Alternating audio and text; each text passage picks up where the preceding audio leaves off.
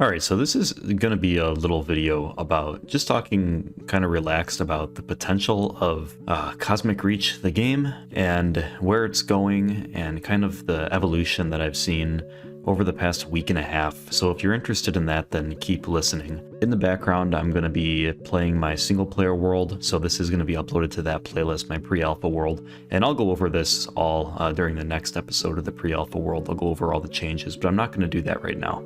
Right now I want to focus on the direction of the game and just what I've seen over the past week and a half. So the launch of Cosmic Reach was very, very good. I kind of expected it to be quite big right off the bat based on Final 4Reach's YouTube videos. He was getting tens of thousands of views, and his first video even has, I think, 600 to 700,000 views now. And one of his recent polls about what his next major update should be, the poll where multiplayer won, had, I'm pretty sure it was like 5,000 and 10,000 votes. It could have been even in the 10,000s. It seems like there's still a ton of people who are following the channel and following the game who haven't actually tried it out or joined the Discord or subscribed to my channel. Most importantly, that's what we're going for here. It's very fun making these videos, and I hope more people continue to watch. This channel had a big, I'm not going to call it an explosion, but it had a very good start along with the Cosmic Reach the game. I did time it that way, and I thought that Cosmic Reach would have a very good start to it with a pretty big community launching off the bat. The modding community for this game has really taken charge and really full steam ahead. And so, yeah, it's going quite well. But one thing you may have noticed, I certainly noticed, because it seems like the growth of the game and the amount of people coming in to play the game as new players, it's kind of correlated with my channel's growth right now, because my channel is all Cosmic Reach. I have about, I think right now I have 24, maybe a little bit less videos on Cosmic Reach, and I've been putting out on average maybe 2 videos a day. Sometimes those are one community roundup and one other video. Sometimes they're just 2 other videos. And sometimes I do one video. That's only happened a couple times, and then there's been a few times where I've even had 3 videos per day, just depending on what's going on. Like that day where the explosion update came out, and I just wanted to cover it as fast as possible because I knew that it was a significant update, adding something like TNT to the game. Because I remember when, Minecraft TNT is symbolic. It's very recognizable, and now that Cosmic Reach has it, although it's not animated or anything, I still think it was a big moment, so I felt like I had to make a video on that. And my views have been doing quite well, quite well. I'm really learning what people click on, I'm learning what they like. I'm not changing anything deceptively to get more views or anything. I'm just kind of optimizing like metadata from my videos and tags and titles and thumbnails and things. I'm keeping things real and just normal. I'm not buying into the clickbaity stuff. I'm not buying into the short attention span kind of things. I'm just doing what I enjoy, basically, and it seems to be working out. But lately, you might have noticed that the growth in my channel has been slowly going down. I'm still getting, I think yesterday I got maybe 20 to 30 subscribers. And for a new channel, per day, that's amazing. And there was even one day there where I got almost 200 in one day. It more than doubled, and that was when I made my subscriber special video. But the incoming players for Cosmic Reach has been going down over the past handful of days. And it makes sense, because if you think about it, Cosmic Reach right now is really nothing more than an optimized version of classic creative Minecraft, basically. It doesn't have that many blocks. It doesn't have any game mechanics other than the player movement and then also building and just breaking blocks. So it's extremely simple. You can't make many different types of custom maps yet. There's no adventure maps. Most importantly, there's no survival mode yet. And survival mode is going to be, in my opinion, the thing that really, if Final gets that far and he implements things well, and I realize, this is difficult. It's not easy to nail things in terms of implementation and get a smashing success out of the gates. But it seems like he has the setup for it. So I wish him luck. But a survival mode is what's really, I think, going to cause a major catalyst if a survival mode is implemented and an explosion doesn't happen in the popularity of the game, then I think that's a very bad sign going forward. I think that's going to be not a nail in the coffin at all, because the game's already successful. Obviously, he hasn't sold it or made money yet, but he's planning on doing that, and he deserves it, and I hope he can do that well and be successful with that. But if a survival mode comes out, and then players suddenly have something that they can make Let's Plays on, because you can't even really make a Let's Play on this game yet, because it's just building creative stuff. There's no risk, there's no difficulty, there's nothing. It's just creative Minecraft from back in the day, like I said before. And if you're able to go out and, you know, dig for resources and have a progression scheme and then start building a house and have to fight monsters and build your way up, basically. And if that doesn't cause a massive increase in the player base, that's going to be an obvious sign that the game's not going to go as far as I initially had hoped. But I think it will. I think things are going well, and it seems like the updates are headed in the right direction. Next major update, it looks like, will be multiplayer, which a lot of people would say that that's something that would really kick off an explosion in player base, but I really don't think so. First of all, multiplayer is going to be very difficult to get right. It's not something you can just implement with already having game mechanics implemented, and then it just works. It doesn't work that way. Yeah, I mean, even if you did have multiplayer, if you think about it, there's no anti-griefing mechanics or any like intelligence systems like that to help out with servers. And so it will just be, instead of one person flying around creating things like you're seeing on screen right here with my observatory world, it's going to be multiple people doing that. And although there will be a new community aspect to it, you're just going to have servers of all kinds of crap that people are building, which really isn't any different from what the single player worlds are right now. And actually, if you look back at the history of Minecraft, that's what happened there too, because Minecraft did have interest in the very, very early stages, and people were trickling in. I wasn't around at that time, but I came around right around the beginning of alpha, back when the game exploded on YouTube, and YouTube was a huge reason for the success of that game too. Wouldn't you know it, the beginning of Minecraft alpha was the beginning of survival mode, and that's when people were actually able to start creating proper Let's Plays and videos with tension and progression, actual progression in the game, and that's what attracted a lot of the audience. And so I'm hoping for the same thing with this, and also with Minecraft. While the classic version was being created, and the creative version, where there wasn't any game mechanics except what Cosmic Reach has right now, which is just building and moving around with the player physics. It also had multiplayer. So Minecraft's multiplayer was implemented pretty early. You could see early videos of people creating little classic servers where they just built random stuff. And it was a little bit popular, it seemed like, back then, but nothing on the scale of survival mode came out, and there was actual progression, not just infinite resources in the game. And that's when it really took off, and that's when people were able to share their worlds and share their adventures. And speaking of adventures, they were able to start building adventure maps with a story and a goal, and things really started to come together. So that's what I'm hoping for with Cosmic Reach. And you might be thinking, well, Cosmic Reach, it doesn't seem that much different than early Minecraft. There isn't a whole lot new.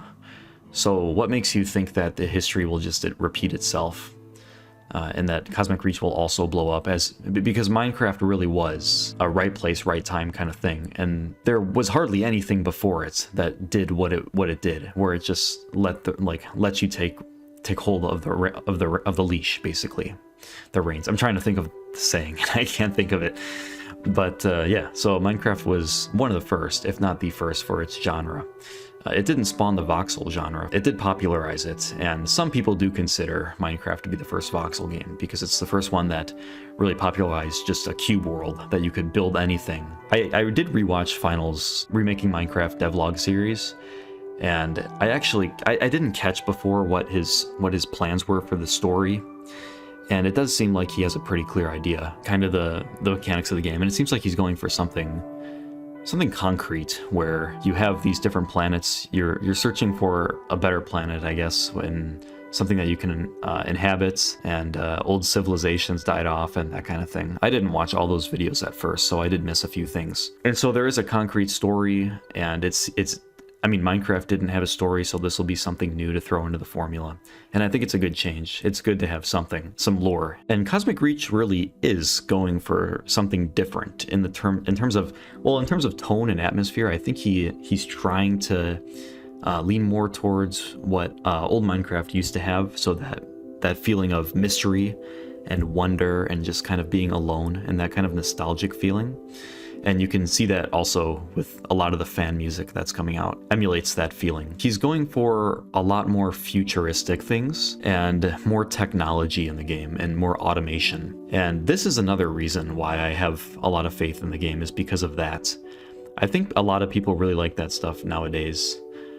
You can see the success of things like Factorio, some of the more technical Minecraft mods, like you think about back in the day. I don't know what the current state of mods are in Minecraft, but you had like Tekkit and Feed the Beast and things like that. And it seemed like those were always just extremely popular, and people always wanted more automation in the game. And you had like quarries where you could auto dig the ground, and that's what Cosmic Reach is going for. And it's also going for alternative planets, so and more extravagant things like that.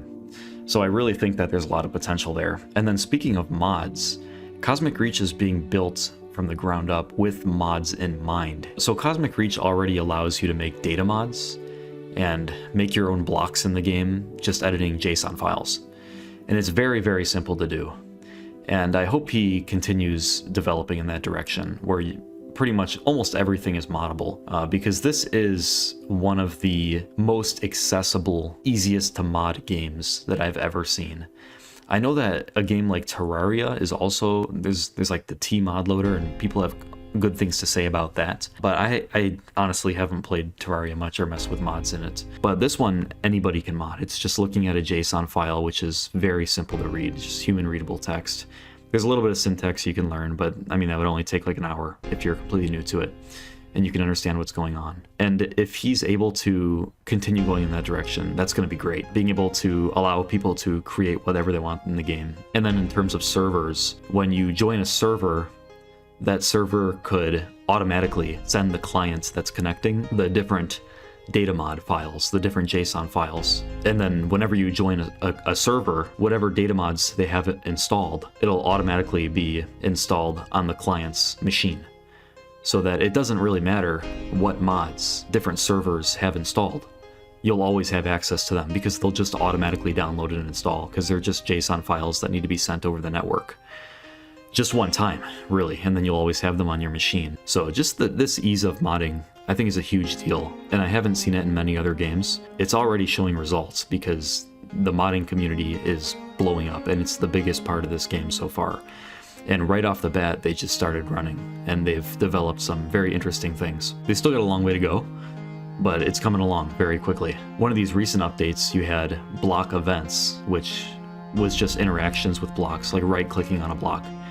And you're even able to mod block events now in the JSON files. There are specific predefined events, and you can hook them up to certain blocks. So when you right-click on a block, you can use JSON to tell it what to do. Kind of returning back to what will make the game grow, it's the three options for the latest poll were multiplayer, let's see, what was the other one? Redstone mechanics or automation? Infinite world height. Infinite world height and depth would be very cool, and I think it would definitely attract people to the game, because it's such an interesting concept, an interesting engineering problem too, software development problem. But I don't think that it would really be revolutionary in getting a lot more people to play, because it's kind of just an extension to what we already have.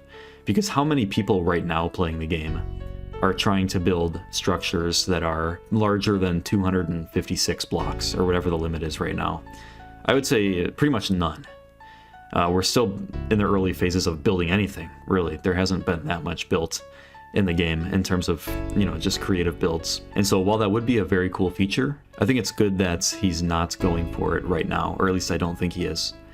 The redstone and the automation it seems like the world, gamers are loving that stuff right now, and even years ago, they just seem to always love that kind of thing, and automating things. But again, I think it would attract a lot of people. I think it would attract a lot more people than something like Infinite World Height.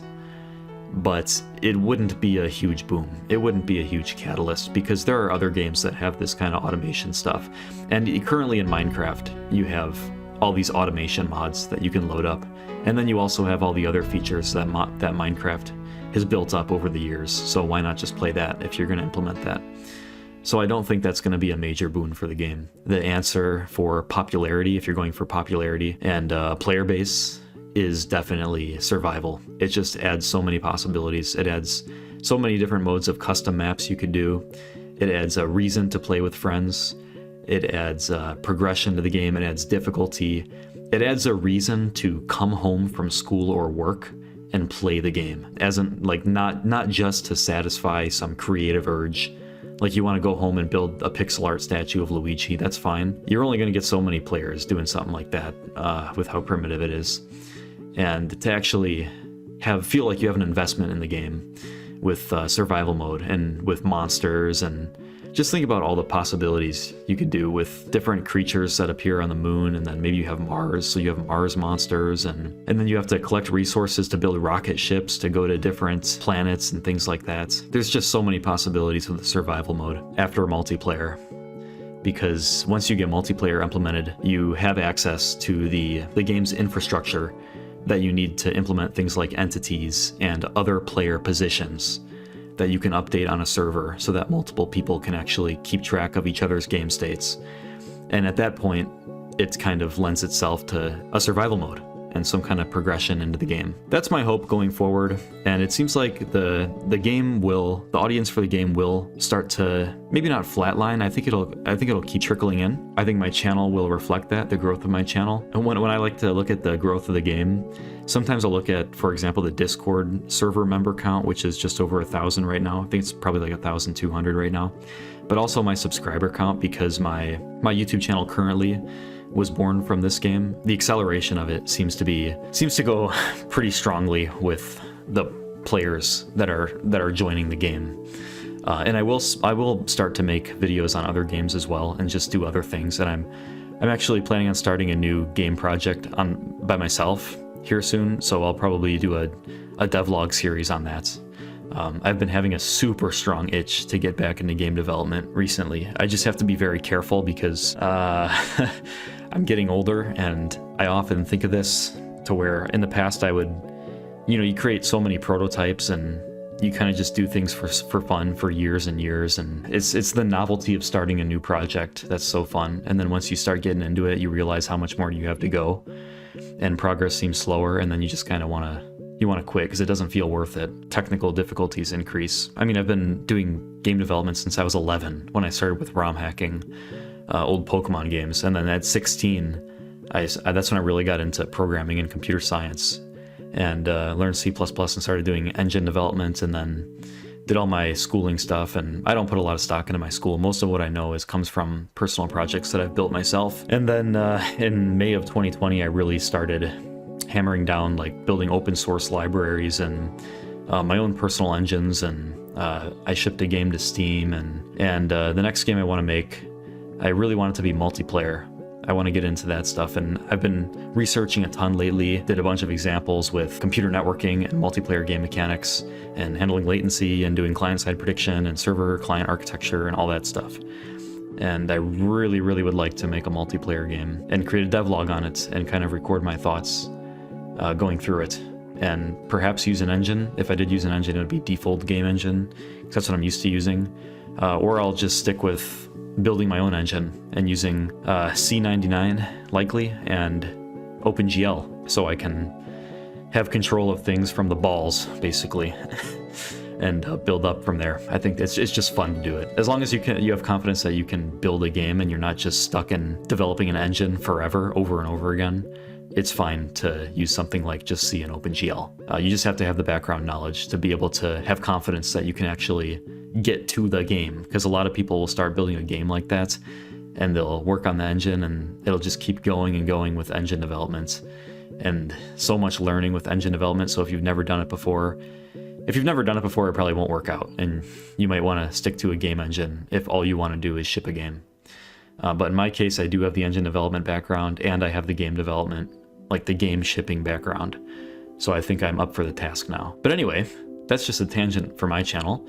I'll be starting other games soon and other types of content. So if all you subscribe for was the Cosmic Reach content, that's totally fine. That'll keep going. I'll still continue doing the community roundup videos and, you know, still playing the game. I love playing the game, even though it's just a creative mode right now. So still multiple videos per day. I'm having a lot of fun with it. Yeah, so that's my plan currently. And that's what I see for the direction of Cosmic Reach. And where I see it going, I see it kind of stalling out here. But then as major updates come in, we'll see influxes of people.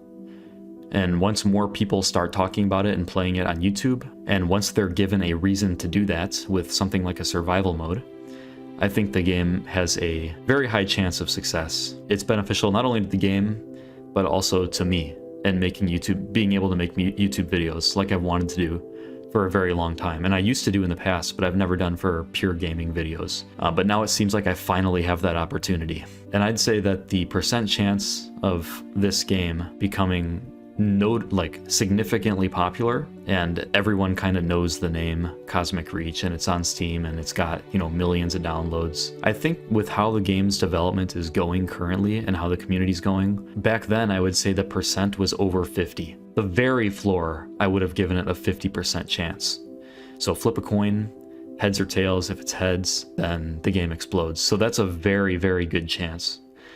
Now I'd give it a floor of maybe 30%. I'd give it a minimum of 30% chance that the game is extremely successful. Maybe not on the magnitude of something like Minecraft, but maybe on the magnitude of something like Factorio or something like that. And we'll see what happens after these next major updates come out. If multiplayer comes out and the game experiences a major boom, which is not what I'm predicting, but if it does, then that's going to be an extremely good sign, because that's not even the update that I'm predicting will cause the boom. So if that update does cause a boom, then a survival update is going to be a monster in terms of audience growth. So that's where I'm sitting right now, and I just wanted to get those thoughts out. I know it's quite a long video. Hopefully the background building was entertaining enough. And thanks for watching.